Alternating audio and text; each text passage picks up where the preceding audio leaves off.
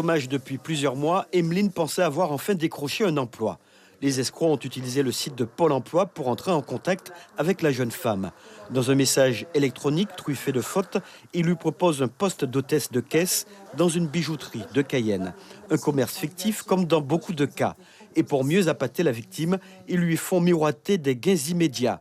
600 € en guise d'acompte prélevés sur un chèque de 2400 € versé sur le compte bancaire du particulier. Le solde de 1800 € doit être ensuite envoyé par mandat cash au Bénin. Selon les escrocs, cet argent devait permettre le paiement des vêtements et d'autres accessoires professionnels. Emeline comprend quelques jours après qu'il s'agit d'une escroquerie. J'ai suivi les instructions qu'on m'avait demandées et c'est vers mi-décembre que je me suis rendu compte par un SMS de ma banque qu'en fait compte c'était un chèque impayé. Elle doit rembourser à sa banque les 2400 € alors que le compte est à découvert. Une aventure qui tourne au cauchemar pour la jeune femme, mise très tôt en confiance. Je parlais très bien avec la personne, on échangeait très bien et donc je ne me suis jamais douté une seule seconde que c'était une arnaque ou une escroquerie quelconque. Les yeux fermés, j'ai fait confiance à la personne en question. Je lui ai demandé s'il ne m'arnaquait pas ou quoi que ce soit. Il m'a dit non, ne vous inquiétez pas, tout est assuré.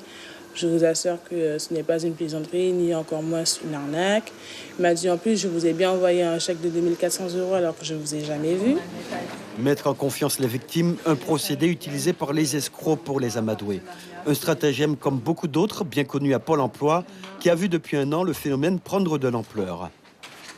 Ces arnaques ont vraiment commencé à augmenter il y a à peu près un an, avec une forte recrudescence de dépôts d'offres qui étaient frauduleuses et maintenant de mails qui sont envoyés en usurpant l'identité de Pôle emploi pour faire croire aux demandeurs d'emploi que c'est Pôle emploi qui les contacte.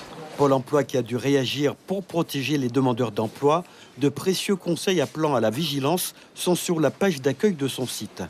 On n'envoie pas ses coordonnées personnelles, ses données personnelles à un employeur sans avoir un contrat de travail, sans avoir un contact direct avec l'employeur. On protège également son ordinateur avec des pare-feux, des antivirus. Voilà. Et puis on est vigilant, vraiment quelque chose. Quand on a un doute, on vient à Pôle emploi, on pose la question à un conseiller qui peut vérifier si cette offre, si c'est une vraie offre ou pas. Des procédures ont été mises en place à Pôle emploi pour repérer les offres d'emploi bidons. L'an dernier, 41 plaintes ont été déposées à la gendarmerie pour escroquerie à l'emploi.